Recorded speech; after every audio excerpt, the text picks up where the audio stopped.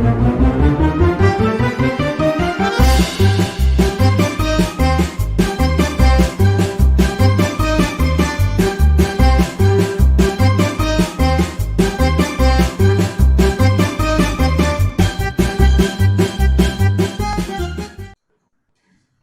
everyone, this is Devleena welcoming you all to another exciting episode of Iconic Ads with Devleena and Saurabh. And with me, I have my expert co-host, Mr. Saurabh Bajaj. A warm welcome to you, Hi, Saurabh. Hi, hi, great once to be here again. again. And I am very excited to bring our guest for today, a seasoned marketing professional with she has worked with substantial companies like Mondelez International, the Coca-Cola Company, and a warm welcome to you, Miss Suparna Madan. Hi, Suparna. Hello.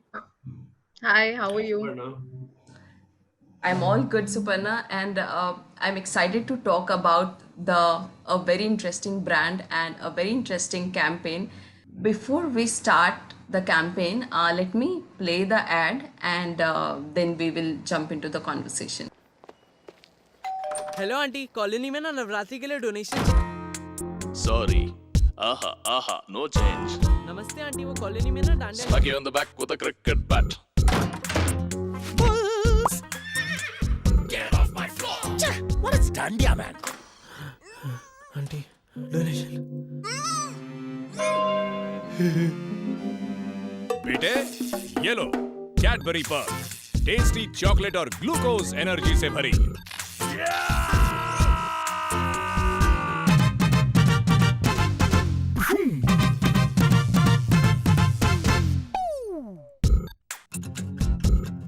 Perk खाओ glucose चढ़ाओ. So these are pretty interesting. So before we head into the actual conversation, Suparna, we would love to know about you, your background first, and about the brand and your association with the brand at that particular time. Great. Okay, so I think as you just mentioned a little bit earlier, I'm Suparna.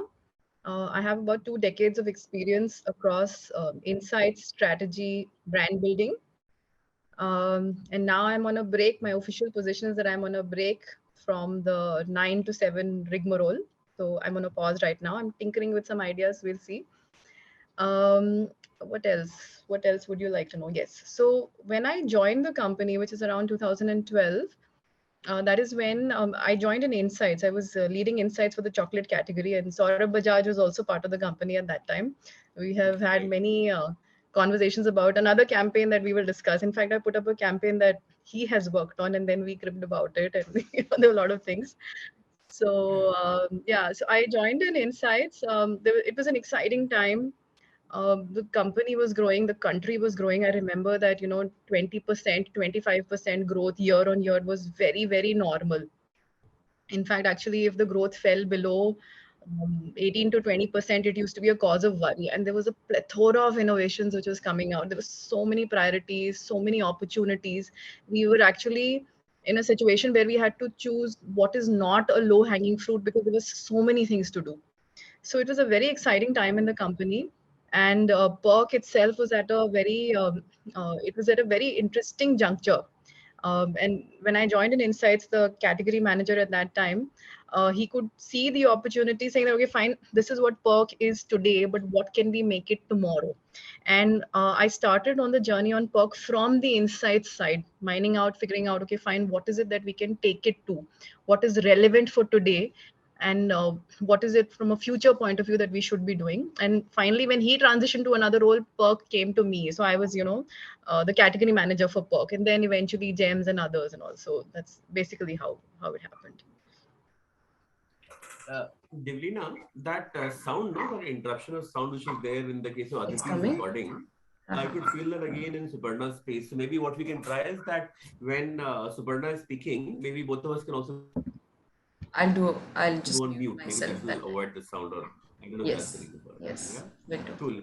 So, what I like about the Perk ad specifically is that you can almost see Chandramauli sitting in the room whenever you discuss Perk. I mean, God bless his soul. He, of course, passed away a few years back. He's the author of The Catalyst. I think he's one of the directors who really pushed all of us, and he sort of made his way back into marketing through the strategy function.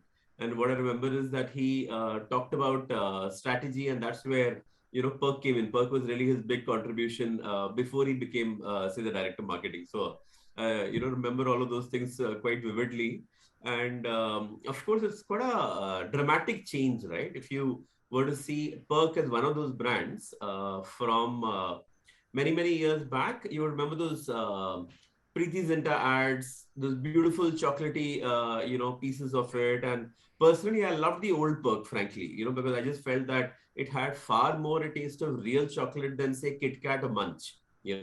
But maybe that was also its Achilles heel, because while it had the taste of real chocolate, but perhaps what people were seeking was the wafery, value biscuit experience, which is what I think was captured so well, in this shift of strategy, which is why I think Perk is one of those really classic case studies of repositioning both product proposition outwards in today's times.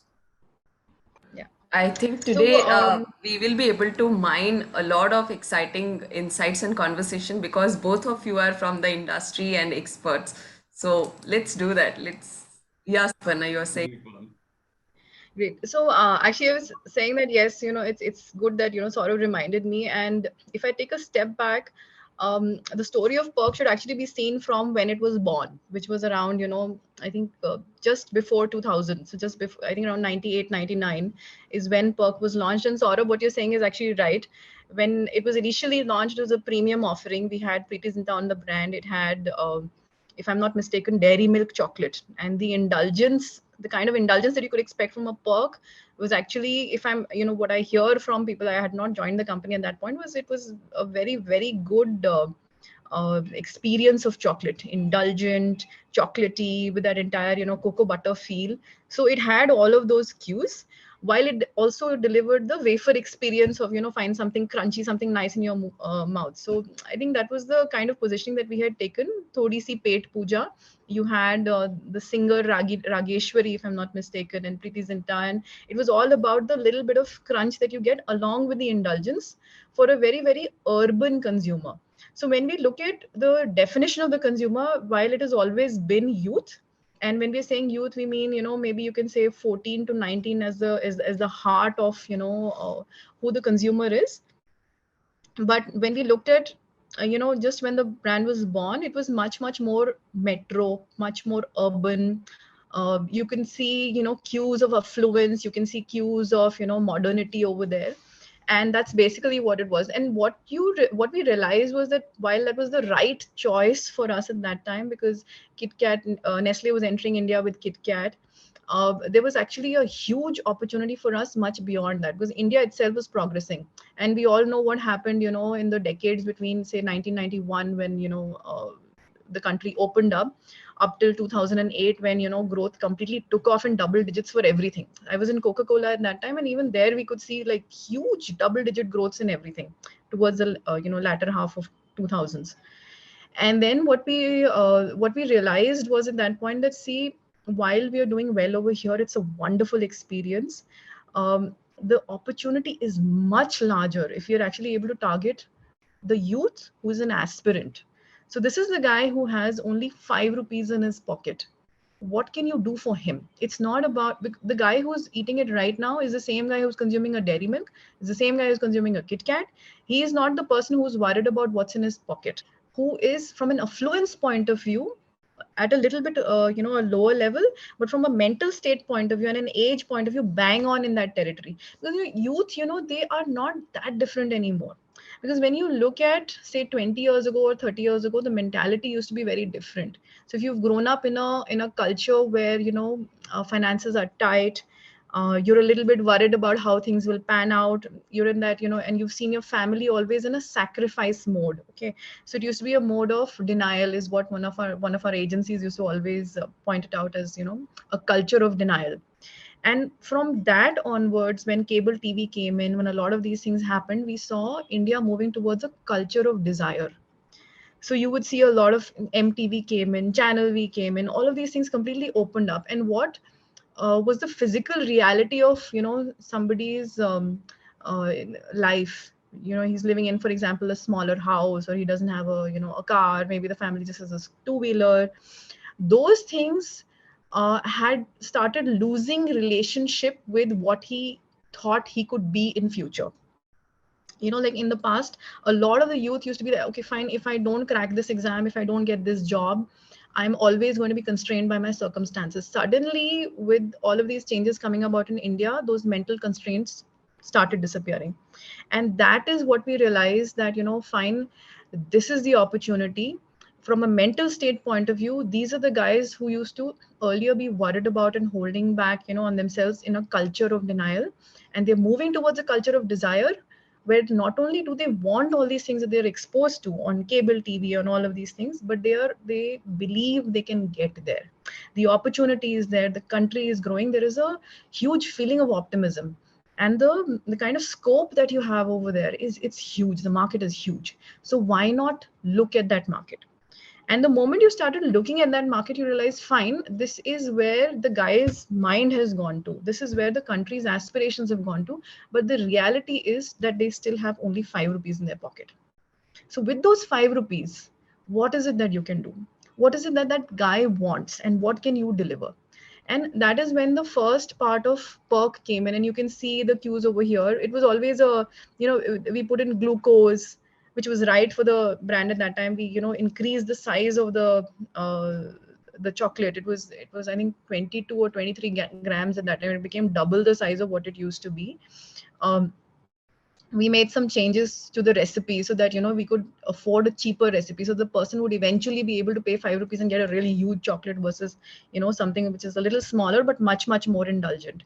And at that time, around say 2007 2008, there was still this feeling that you might need to justify that 5 rupees. Okay, I'm spending 5 rupees. It sounds small now, but around 2007 2008, it wasn't that small. Pocket monies were not whatever they are today. So if you're spending 5 rupees casually on a chocolate to make yourself happy, and it's this guy who's got only 5 rupees in his pocket, he's got that pocket money, you had to have justification. So that is why when you see the construct of the bar, of course a lot of it was dictated by what the supply chain could do, but you had glucose, you had justification. Isme glucose hai, like when I'm down and out, I can, this is what I can justify it with. Isme glucose hai. Second, it has a twin bar format, so either I can have one now and one later, or I can have one and share it with another friend. So there were a lot of these cues that were built in to justify that expense of, here is 5 rupees, to get that guy who had only 5 rupees but was now not spending on these kind of in a way indulgence products, to help him make that transition. And I remember at that time I wasn't there, but from the insights data and from what I'd heard of the previous category manager, I think the volumes grew, I think nearly 40%, 50% after that. It was a huge, huge transformation. And the brand started growing phenomenally. You could see a lot of consumption happening. Even when you just went to the market, suddenly it was visible everywhere, and we started penetrating a lot more in outlets that we had not been present in, smaller outlets, more interior outlets, and you could see that kind of traction happening.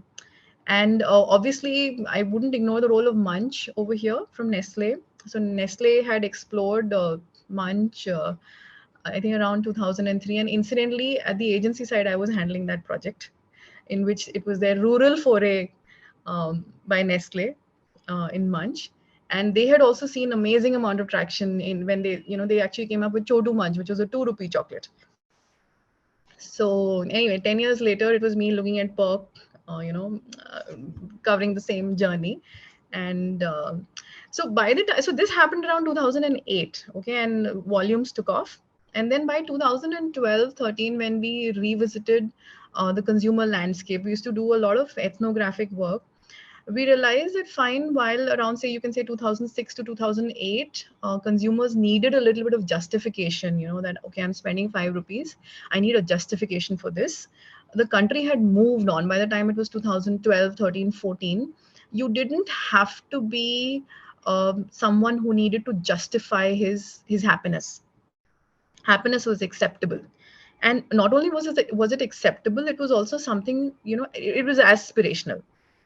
So the moment you try and justify something and you do it in a chocolate, you're actually getting into a category which was much more about functional aspects, rather than what it does to you as an emotional, what it delivers to you in an emotional benefit format, right? So even if you see glucose parley glucose biscuits, parley G biscuits, you will see that there is a transition away from, okay, glucose energy towards, what it is today. And there is even a Parle G Gold now, which is much more about a superior experience.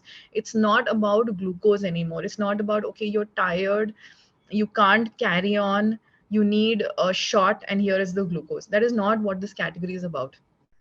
One, the chocolate category itself is about treat values and indulgence.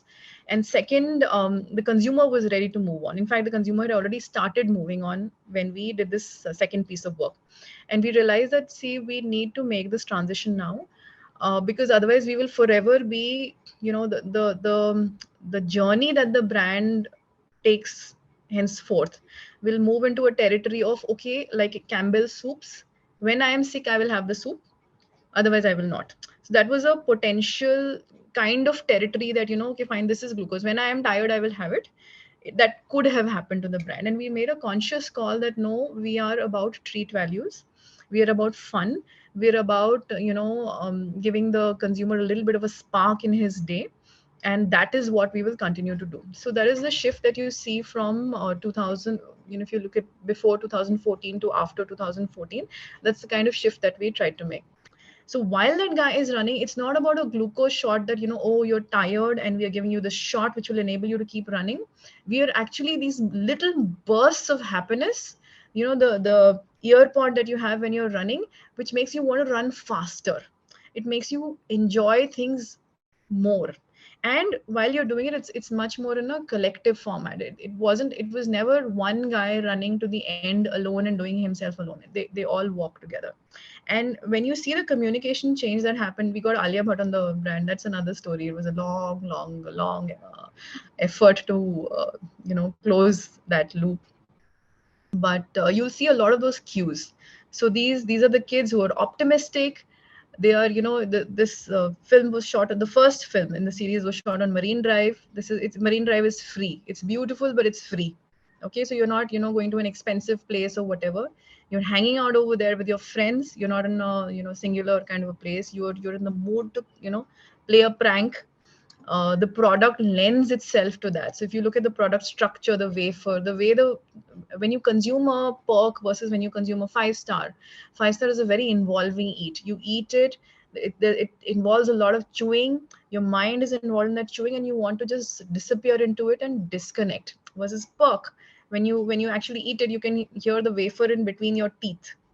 And when you hear that, the sound of the crunch comes from outside and from inside. So it's amplified inside your ears. And that is what wakes you up. And wakes you up to do what? So then you had the pranking story and what these kids normally do. And that's basically another thing that, really helped the brand. So we put everything, we had behind the brand. Glucose was not the story. It was much more about energy of spirit. And I've sent you a picture that I took, Devleena. It's not a very nice picture, but it's the brand equity results for that year, those 2 years that we ran that. And then we continued in the same vein about, what should the next piece of communication be. So that's basically the Perk story. I think we have thoroughly covered almost all the aspects like brand core, consumer insights, target market, and some of those stories also. I think that is what, completing this conversation. Wonderful conversation, Suparna. I think we have covered all. Saurabh, I would love to know about today's takeaway and learnings from this conversation of Perk. Great. No, I would say, Devleena, that it's been a really, really exciting conversation. What was also interesting for me at the start of the conversation itself was about the fact that we were, talking to a practitioner who started a career from insights and moved to the brand function. And really her reflection on the fact that, insight professional is really about uncovering the truth and being very Puritan and truthful about it, right? Versus for a brand person, it is also about making the business work and figuring out that, I have to use these insights to finally drive business. So I think that reflection, I think, is also something that our viewers will find very interesting. But now going back to the brand strategy and to the campaigns that we saw, I think the top 3 learnings for me there, right? The first was about the fact that, brands can reposition themselves and find a new identity, like the way a Perk from a yellow purple bar, which is more chocolatey, to this blue glucose, right? It's a very drastic shift. And it really helped the brand grow massively, right? And that kind of a drastic repositioning can happen provided you have first found a large consumer opportunity. And hence, while we run brands and businesses, what we also have to figure out is, where does the large business opportunity lie? The second thing for me was about how do you deeply get under the consumer's skin. And the whole discussion with Suparna, why this is always so valuable, is because she can see and feel and live the consumer. The way she would talk about not just about how the consumers see themselves, how they dress, what is the self-image all about, what is the role that they see in their lives, and the fact that they need justification even for small indulgences. I think all of these learnings and insights is what made all the brand work so powerful. The third part for me was, how do you have various phases of the communication? The first phase of the communication was really about glucose chadha, which is about launching the offer. And it is about saying that, we want to provide you that functional, differentiation and the justification. The second phase of the brand campaign was about saying that now I don't want to be locked up here as a purely functional product. I also want imagery, and hence the second ad about the girl in the running field, right, where it was a little bit more smart, like a little more smart about how the consumers really see themselves and how the brand evolved itself. I think that was also really nice. So hence, I would say that, you don't have to lock yourself into a particular imagery. You have to start with the brand core and then keep investing. Yeah. And hence, in summary, the top 3 takeouts for me in this brand's journey is: 1, seek out large consumer opportunities and then figure out how does the brand tackle it. Second, understand your consumer extremely deeply about not just what the consumer is seeking, but also how the consumer sees himself or herself, and let that reflect in your communication. And finally, there are various phases to a brand's growth, from the point of view of landing your functional differentiation towards sitting, plugging the imagery required for that brand to become aspirational to aspirants. So I think, all the 3 parts were something which is very well covered in our conversation with Suparna. Superb. Right. And these are very insightful and valuable takeaways, sort of, for us. And thank you for sharing week on week valuable takeaways with us. Thank you so much for being here. Great, Devleena. Looking forward to next week. Always a pleasure having these conversations.